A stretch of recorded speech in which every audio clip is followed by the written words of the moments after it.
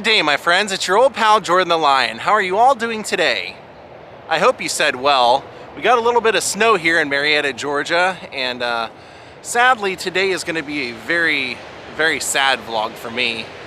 Today we're going to go visit the death site of someone who was a pop culture icon when I was a kid.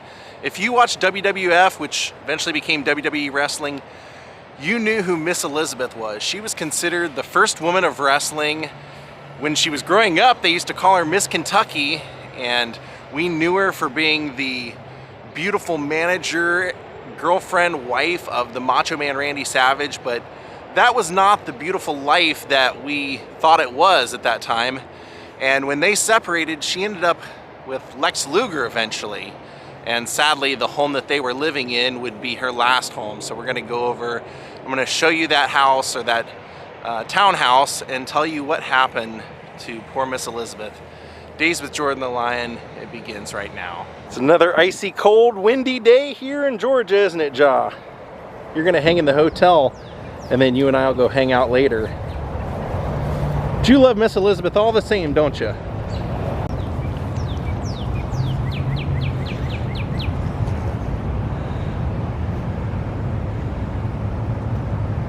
Well, here we are. Sadly, this was the last housing community of the great Miss Elizabeth. So on May 1st, Miss Elizabeth was pronounced dead after a terrifying call from this townhouse here on the corner. Lex Luger had been spending the day with his son and said that when he came home, he and Elizabeth had been hanging out and they had developed a pill addiction. And he was taking opiates and painkillers and drinking along with it, and she was drinking and taking somas and Loratab. And he said he went in the kitchen to make him some food. They had some Boston Market, and he was cooking some meatloaf and mashed potatoes for Liz.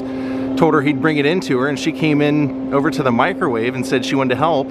He said, "Oh no, Liz, I got this. It's okay. I'll bring it in to you." And he said she went and sat down in her chair, and when he called her to tell her that the food was ready, she didn't respond. And then he went over to her and tried to let her know that the food was ready, and she was asleep, he thought. So he said he tried to wake her up, and he couldn't wake her up, and he just thought, wow, man, she is really out. And he said he noticed that her pupils were really dilated, and he completely freaked out, and he called the paramedics. And he said since the fire department was so close, they were here within, he felt like a minute and a half, 2 minutes. He had been trying to do CPR himself, but he said he didn't really know how. So they took over and immediately brought her out and took her to the hospital. She was, I guess he made the call at 5:30, and she had arrived at the hospital by 5:45. Now Lex ended up just being completely distraught, ended up sitting right out here in the yard for 3 hours after this happened. He said the police showed up. He said, which he thought was weird, that when you would call for something like that, like a paramedic or whatever, and the fire department come, that a bunch of police cars would come. And he said he thought this was because some of his neighbors had heard in weeks leading up to this them arguing inside here, and one of the neighbors called the police thinking it was domestic abuse. And when they came, they saw that Liz had some bruises that were a few days old and some scrapes and stuff. And she told them, and Lex told them, that it was because they had 2 dogs, and that Liz had been out walking the dogs, and they were a German Shepherd and a Husky, and that she got tangled up in their leashes and took a fall. But the police were skeptical, and I believe were investigating Lex for spousal abuse. So when this call came in, a bunch of cop cars came. He said like 7 cop cars came, and they wanted to investigate the scene to see, you know, what caused it and everything. And he said he thought that Liz was going to be fine. So he sat out here in the yard, and then said after 3 hours, the police came out and told him that Liz had died. And he said he felt that they knew within the first hour that she had died, and that they were continuing just to go through his home and look through everything because he was a celebrity. And he said he even thought when all the times the cops would get called out here, he said whenever the cops were called by the neighbors, it would always, instead of one cop, it'd be like 7 cop cars. So he said he thought the cops kind of enjoyed him being a celebrity and hanging out. And so when he was asking about going back in, the police said, you know, you seem really distraught. You might want to stay away from the crime scene, and we're finishing up in here and everything. Why don't we take you to the police station? And they got him a Coke, Diet Coke. They took him there, got him a Diet Coke, and then found out a preliminary report was that Miss Elizabeth died of an overdose. Well, basically acute toxicity. So I actually just ran into a neighbor that lived here back when Elizabeth and Lex lived here, and he said he was friends with Lex and said he never saw any spousal abuse or thought there was anything going on. And he actually said when they moved in here, Lex had them put a refrigerator in on the top floor that was so big they had to put it in through the window.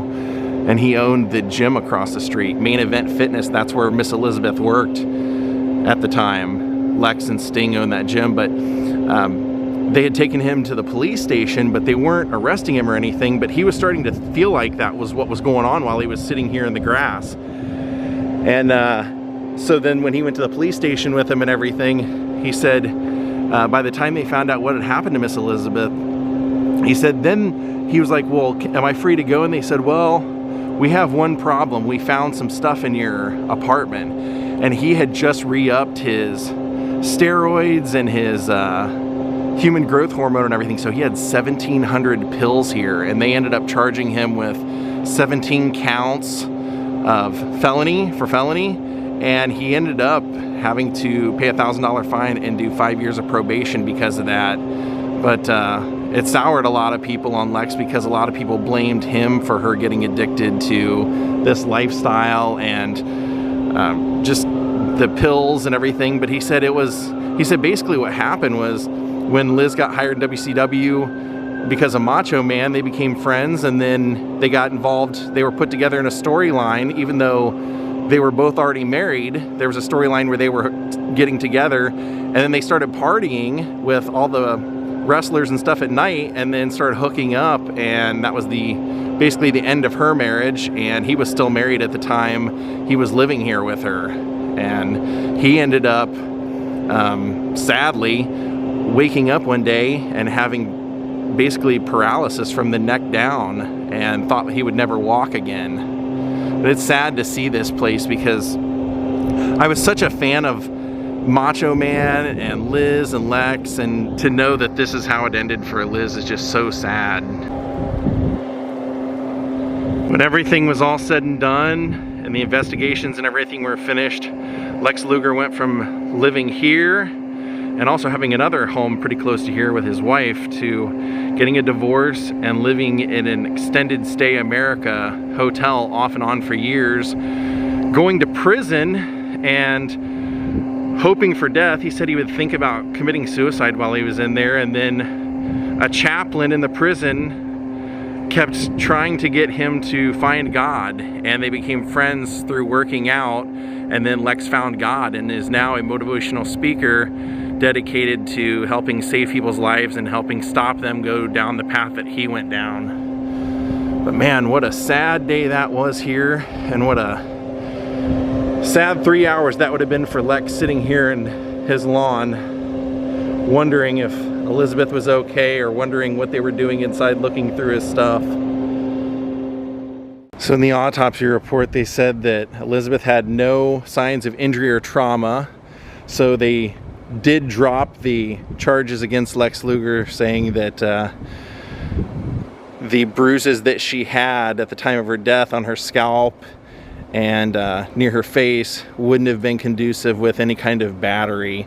And Lex said at the time, you know, she was 150 pounds and I was huge. I was on human growth hormones and steroids and everything else. He said, if I would have hit Liz, I would have destroyed her. So, you know, it's so sad because, you know, Liz, she could have probably done so many things with her life. She was so lovable. I mean, people, when she entered the wrestling field, everybody liked her right away. And she was, you know, going to school for communication. She probably could have been a great anchor woman. And Randy Savage saw her in a gym one day and was just smitten by her and brought her along for the ride. She got involved in the wrestling business with him and his family, and they got married very shortly after meeting. and they were together for years, but everyone in the wrestling business just says that Randy was 50-50. 50% of him was protective of Liz, and then 50% of him was insecure and scared he was gonna lose her, that something was gonna happen. And so he was so overprotective over the years that he just drove her away. And it was sad because he really did love her and she loved him, but he just didn't allow her to have any kind of lifestyle at all. So when they divorced, they remained friends, and he eventually, when he got a job at WCW, brought her in over there. And of course, like I said, that's where she ended up meeting Lex. But she was married in between, had a husband that was a lawyer. Nobody really knows much about that one. But at the age of 42 years old, the lovable Miss Elizabeth, one of the people that everyone says was the first woman of wrestling, the most lovable woman of wrestling, was gone at 42 years old. And is buried in Frankfort, Kentucky, and I've actually went to her grave and shown where she's buried as well.